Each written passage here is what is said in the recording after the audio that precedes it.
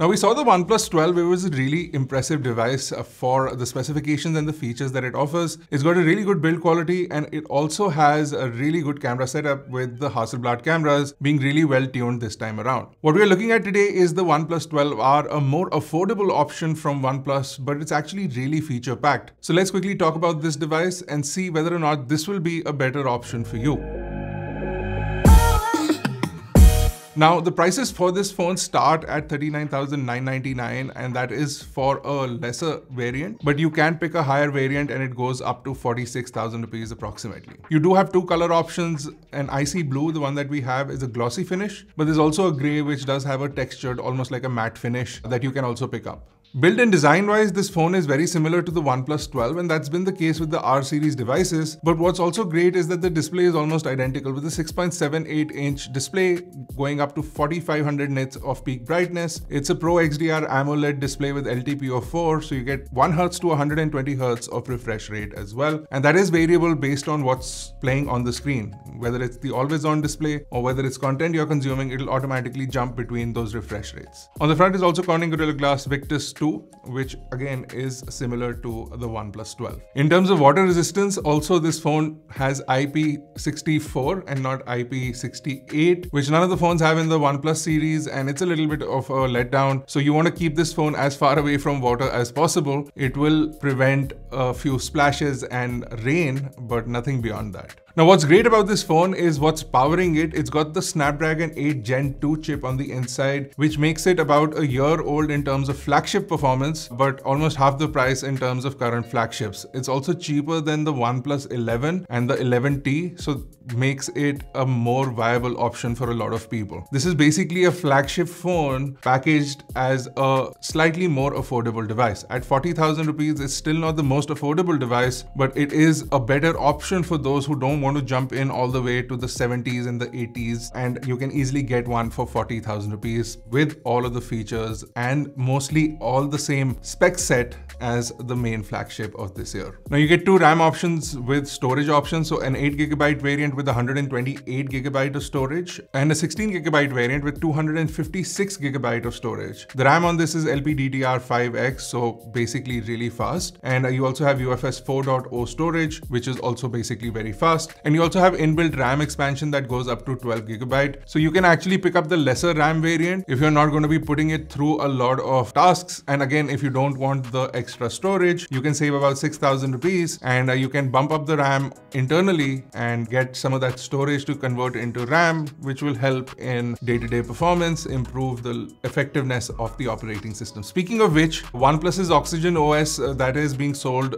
internationally outside of China is much better than what we get in the Chinese variant. We saw that on the OnePlus 12, but you still continue to get all those gestures and features that you do with OnePlus. And on the display, you also do have a fingerprint sensor, which is fast and responsive. You can customize the look of the animation of the fingerprint sensor and the always on display, and you have a lot of other Oxygen OS features that are built in, which is definitely not the same Oxygen OS that we remember it to be. It's a far cry from what Cyanogen was when the original OnePlus was launched, but that's just water under the bridge, I say. Camera wise, we've got a good package here as well. We've got a main 50 megapixel camera with an f1.8 aperture. You get electronic image stabilization and optical image stabilization, so you get really steady shots. You can also capture 4K video at 60 frames per second. You have an ultra wide camera, but the only other thing that I don't really like in the camera setup is the 2 megapixel macro camera, which they could have really done without, and they could have had just two cameras here, but then the look would have changed and there would have been issues. They could have put a blank there. Anything would have been better than a 2 megapixel macro at 40,000 rupees. That's the biggest letdown of this phone, is the camera layout. They could have easily put the macro capability in the 8 megapixel ultra wide, but they refused to do that. I don't know why. And honestly, a telephoto would have been better than a macro. I don't know how many people are using macro shots, but if you prefer a macro to a telephoto, let me know in the comment section below. Here are some samples from the camera, and you can check out the video samples as well. And you can see that 4K video at 60 is pretty good.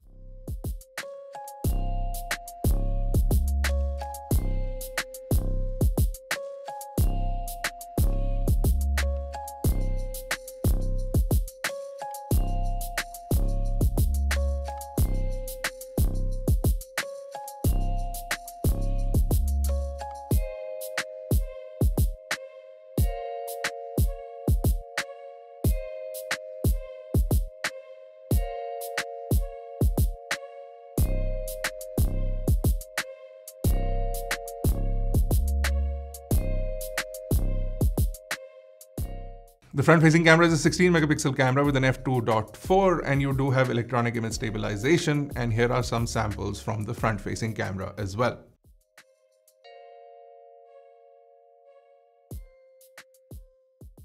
Video on the front camera is capped at 1080 at 30 frames per second, which is again a little bit of a disappointment.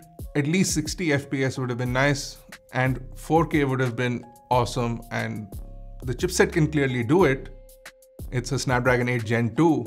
It's just limitations in terms of the sensor and what the company decides to give you for this price, because they don't want it eating into their flagship sales. They don't want people picking this over the OnePlus 12. Although, despite all of these things, I still feel that this is a much better compelling option in terms of what you get for the amount of money you're spending on this phone.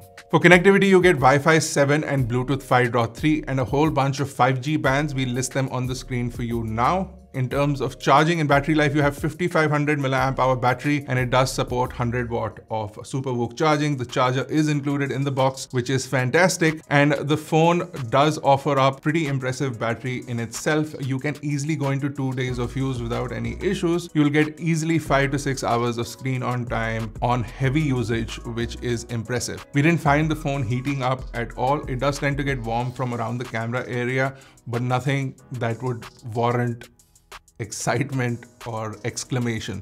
So no issues there whatsoever. There are a whole bunch of cases made by OnePlus that will be available for this device, and a screen protector is pre-installed, so all of those things are met. Wildvine L1 is supported, and you can easily stream content on this without any issues. You do have stereo speakers and they sound great. If you want to go check out our video with that phone, you can click on the top right and we'll have it linked in the description below as well. But let's talk about this device and what I think is the OnePlus 12 in terms of how it's placed today. And here is what the microphone sounds like on this device. Here is what the microphone on the OnePlus 12R sounds like, and it's pretty good. In terms of performance, the phone does offer up a really fast and snappy performance, whether you're using it day to day, just between applications, just browsing the internet, or if you're putting it through games and those kind of things. Because it's a flagship chip, because it's been optimized well over the past couple of years, you'll get that performance on this device without any issues. Overall, the OnePlus 12R is a really impressive device, minus the camera issues. The 2 megapixel macro is really annoying, and so is the video from the front-facing camera. But if those two things don't bother you, this is a pretty good package and almost a much better option if you're not looking for 100% of the specifications, which is the Hasselblad branding, which is some of the new color options, and also the cameras which are better on the OnePlus 12. That's our video. If you enjoyed it, don't forget to smash like, hit subscribe. We've also checked out the new OnePlus Buds 3, and